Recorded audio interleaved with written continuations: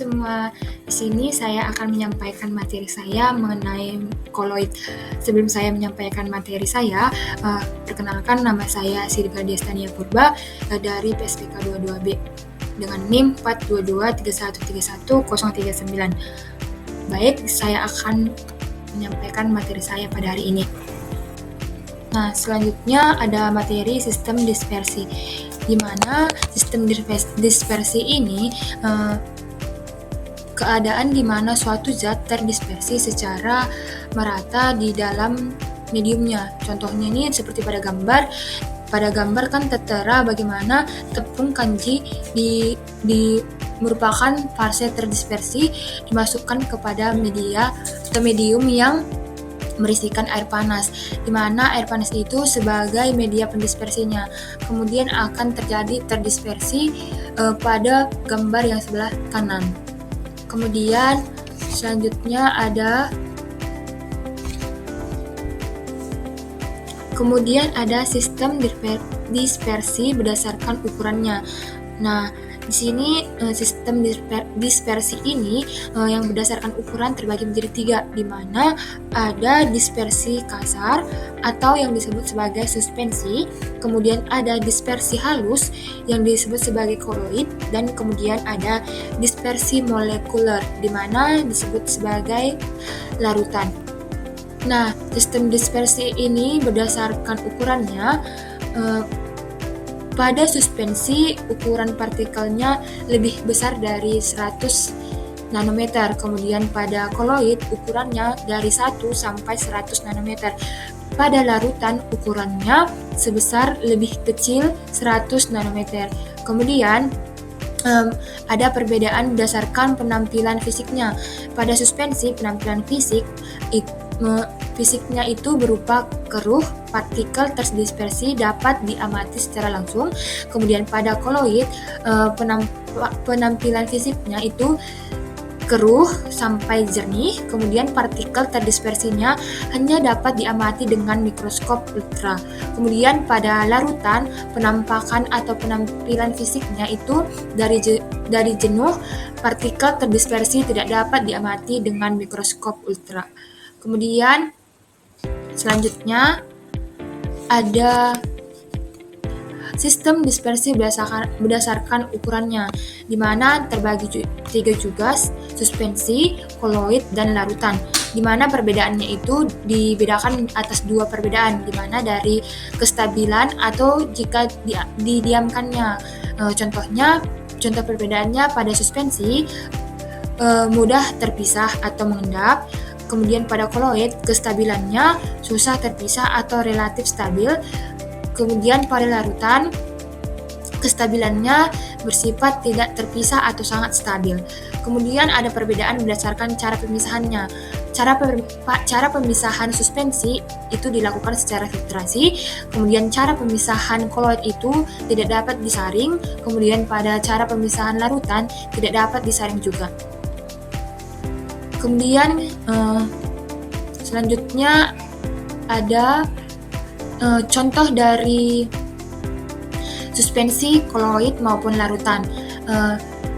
Contoh dari suspensi itu ada air sungai yang keruh, kemudian ada campuran air dengan pasir, kemudian ada campuran kopi dengan air, dan campuran minyak dengan air. Kemudian kalau contoh koloid, dia ada sabun, susu, jelly, mentega, dan mayones. Kemudian pada contoh dispersi molekuler atau larutan itu ada larutan gula, larutan garam, spiritus, alkohol yang 70%, larutan cuka, air laut, udara yang bersih, dan bensin. Kemudian kita masuk pada jenis-jenis koloid. Nah, jenis koloid ini dapat dibedakan berdasarkan fase terdispersi dan medium pendispersinya. Contohnya itu pada fase terdispersinya padat, kemudian medium pendispersinya padat, maka jenis atau nama koloidnya itu sol padat. Contohnya itu mutiara, kaca warna. Kemudian pada fase terdispersinya cair dan medium pendispersinya padat, maka disebut jenis koloidnya itu emulsi padat. Contohnya itu keju dan mentega. Fase terdispersinya gas dan medium pendispersinya itu padat, maka jenis koloidnya itu buih padat, contohnya itu batu apung dan kerupuk. Kemudian, jika fase terdispersinya padat, medium pendispersinya cair, maka dia jenis koloidnya adalah sol, di mana contohnya itu pati dalam air, cat, dan jelly. Kemudian, jika fase terdispersinya cair dan medium pendispersinya cair juga, maka disebut sebagai emulsi. Contohnya itu susu, mayones, dan santan. Kemudian, jika fase terdispersinya gas dan medium pendispersinya cair, maka disebut sebagai buih. Maka contohnya seperti krim dan pasta. Dan jika fase terdispersinya padat dan medium pendispersinya gas, maka jenis nama koloidnya sebagai aerosol padat. Contohnya itu debu dan asap. Kemudian yang terakhir, jika fase terdispersinya cair dan medium pendispersinya padat atau gas, dapat disebut sebagai koloid yang aerosol cair. Contohnya itu awan dan kabut. Kemudian kita lanjutkan sifat-sifat koloid, di mana sifat koloid itu dapat dibagi menjadi 4, di mana ada optik. Optik ini dibagi menjadi 2 lagi, yaitu efek Tyndall dan gerak Brown. Kemudian ada kelistrikan. Kelistrikan ini dibagi menjadi 3, di mana itu ada koagulasi, elektroforesis, dan dialisis. Kemudian ada gejala permukaan, itu terdiri atas absorpsi. Kemudian dan yang terakhir, sifat yang lain itu ada dibagi menjadi 2, oplesensi dan koagulatif yang tidak jelas. Oke, selanjutnya kita menjelaskan dari sifat-sifat koloid tersebut, di mana yang pertama ada efek Tyndall. Efek Tyndall ini apa sih? Nah, efek Tyndall ini peristiwa partikel koloid dapat menghamburkan cahaya, di mana penyebabnya ini adalah ukuran partikel koloid yang besar atau dibanding larutannya. Itu contohnya tertera pada gambar, itu ada koloid, larutan, dan suspensinya. Di mana jika larutan koloid, larutan, dan suspensi ini disinari oleh cahaya, maka kita dapat melihat perbedaannya mana nih cahaya yang dapat menembus dari ketiga sifat koloid, larutan, dan suspensinya. Maka disitulah kita lihat peristiwa partikel koloid itu yang memiliki efek Tyndall. Kemudian itu ada nih efek Tyndall dalam kehidupan sehari-hari itu apa aja sih gitu kan. Yang pertama itu sorotan lampu pada malam yang berkabut. Kemudian ada sorotan lampu proyektor dalam gedung bioskop yang berasap atau berdebu. Kemudian ada berkas sinar matahari melalui celah-celah pohon. Kemudian selanjutnya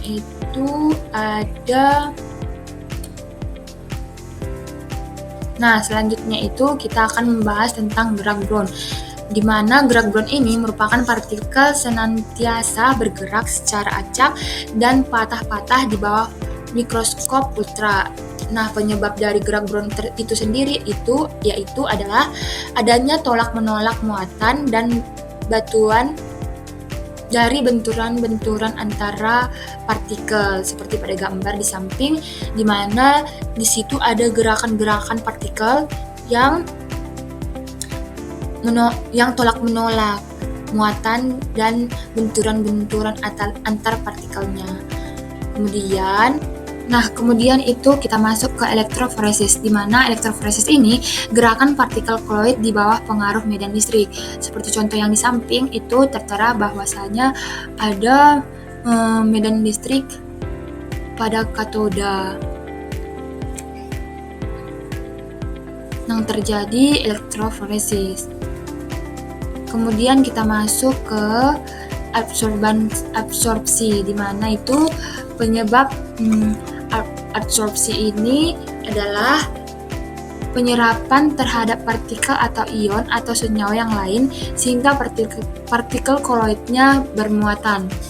Nah, contohnya itu koloid FeOH3 kali bermuatan positif karena permukaannya menyerap ion H+, di mana tertera pada gambar dapat kita lihat ada pada bidang Fe3+ dan H+, kemudian ada Cl- di mana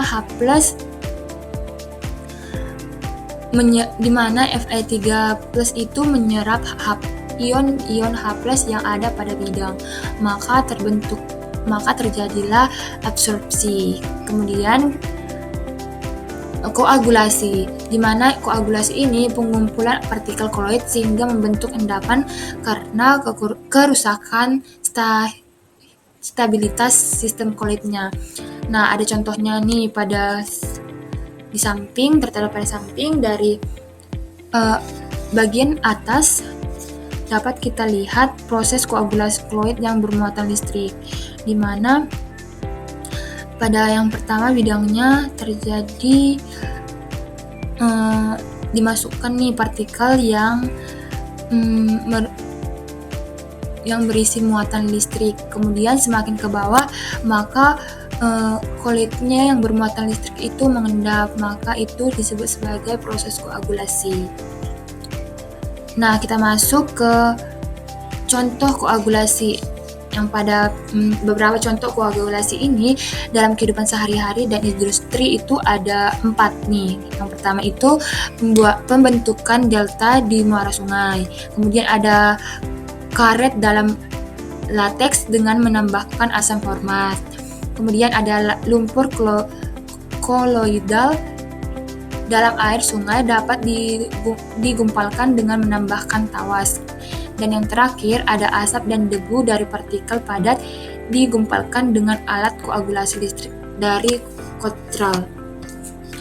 Seperti pada gambar di bawah nih, ada contohnya asap dan debu yang berasal dari pabrik yang digumpalkan menggunakan alat koagulasi. Kemudian ada koloid liofil dan koloid liofob. Nah, koloid ini yang memiliki medium dispersi cair dibedakan atas koloid liofil dan koloid liofob, di mana koloid liofil ini adalah koloid yang gaya tarik-menariknya cukup besar antara zat terdispersi dengan mediumnya. Kemudian koloid liofob itu adalah koloid yang gaya tarik-menariknya tersebut tidak ada atau sangat lemah. Nah, jika medium dispersinya yang dipakai adalah air, maka disebut sebagai koloid hidrofil. Kemudian jika koloid liofil itu jika medium dispersinya air, maka disebut koloid hidrofob. Nah, selanjutnya kita masuk kepada perbandingan sifat sol hidrofil dengan sol hidrofob. Nah, sifat sol hidrofil itu ada yang pertama mengadsorpsi, yang kedua mediumnya dapat dibuat dengan konsentrasi yang relatif besar, tidak mudah digumpalkan dengan penambahan elektrolit, viskositasnya lebih besar daripada mediumnya, kemudian bersifat reversibel dan efek tenggelamnya sangat lemah. Kemudian sedangkan sifat sol hidrofob itu yang pertama tidak mengadsorpsi mediumnya, kemudian hanya stabil pada konsentrasi kecil, kemudian selanjutnya mudah menggumpal pada penambahan elektrolit, viskositasnya hampir sama dengan mediumnya, tidak reversibel dan efek tenggelamnya lebih jelas. Nah, selanjutnya itu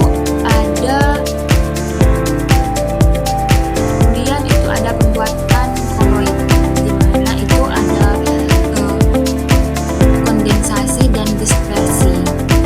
Nah, termasuk ya cara dispersi itu yang pertama memperkecil partikelnya atau partikel kasar dipecah menjadi partikel koloid.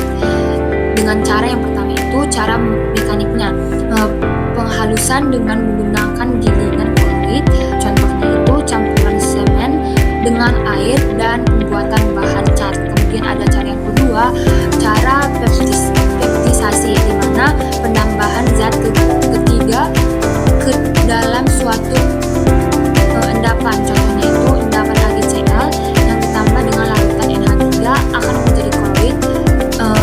Agar terjadi koloid itu dipeptisida dengan air. Kemudian cara yang ketiga itu cara busur Brady atau membuat sol logam dengan menghaluskan dengan cara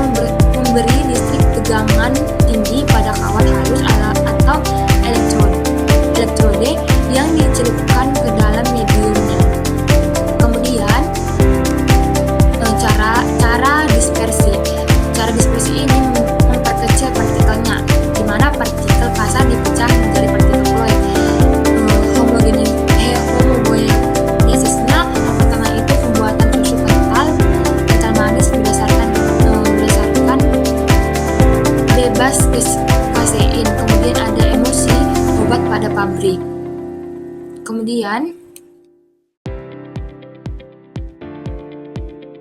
Kemudian cara kondensasi, di mana cara kondensasi ini pembentukan partikel-partikel koloid dari larutan. Di mana caranya yang pertama itu reaksi redoks, di mana reaksi yang disertai perubahan bilangan oksidasi. Contohnya pembuatan sol belerang, yaitu dengan mengalirkan gas H2S ke dalam larutan SO2, di mana reaksinya 2H2 kali S berfase gas ditambah SO2 berfase aqueous menghasilkan 2H2O liquid ditambah 3S atau dapat sebagai koloid. Kemudian dengan cara hidrolisis, di mana reaksi suatu zat dengan air, contohnya itu pembuatan sol FeOH 3 kali dari hidrolisis FeCl 3 kali. Aplikasi apabila ke dalam air mendidih ditambahkan larutan FeCl 3 akan terbentuk sol FeOH 3 kali, di mana reaksi fasanya FeCl 3 aqueous ditambah 3H2 kali O liquid menghasilkan FeOH 3 kali yang bersifat koloid ditambah 3HCl aqueous. Kemudian cara kondensasi selanjutnya itu dekomposisi rangkap, di mana contohnya itu sol AS2 kali S3 kali dapat dibuat dari reaksi antara larutan H3 kali OE ASO3 dengan larutan H2S, di mana reaksinya 2H3 kali ASO3 bersifat aqueous ditambah 3H2S bersifat aqueous menghasilkan AS2 kali S3 kali bersifat koloid ditambah 6H2O liquid. Kemudian ada pergantian pelarut, di mana contohnya itu apabila larutan jenuh, kalsium asetat dicampur dengan alkohol akan berbentuk suatu koloid berupa gel. Nah, selanjutnya itu kita masuk pemisahan dan pemurnian koloid, di mana yang pertama itu elektrodialisis, di mana proses dialisis ini dipercepat dengan menggunakan arus listrik searah. Kemudian ada ultrafiltrasi, di mana pemurnian koloid dengan menggunakan tekanan udara agar medium melewati selaput berpori. Kemudian ada elektroforesis, di mana pemisahan campuran koloid dengan menggunakan arus listrik searah bertujuan untuk menentukan jenis muatan dan penentuan besarnya MR.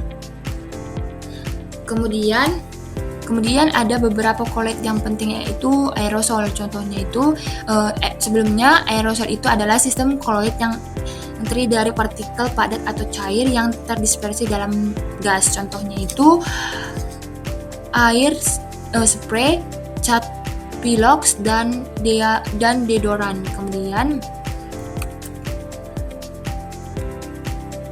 ada beberapa koloid yang penting itu selanjutnya itu emulsi, di mana emulsi ini syarat kedua jenis zat cair untuk tidak saling melarutkan. Emulsi dapat digolongkan ke dalam dua bagian, yaitu emulsi minyak dalam air atau M/A atau emulsi air dalam minyak atau A/M. Contohnya M/A itu santan, susu, lateks, dan minyak ikan. Contoh A/M itu mayones, mentega, minyak rambut, dan minyak bumi. Kemudian beberapa koloid yang penting selanjutnya itu ada sol, di mana sistem koloid dari partikel padat yang terdispersi dalam zat cair. Nah, contohnya sol ini adalah air sungai atau sungai dari lempung dalam air, sol sabun, sol deterjen, sol kanji, tinta tulis, dan cat. Kemudian ada gel. Gel itu adalah koloid yang setengah kaku atau antara padat dan cair, disebut gel. Contohnya itu agar-agar, lem kanji, selai, gelatin, gel sabun, dan gel silika.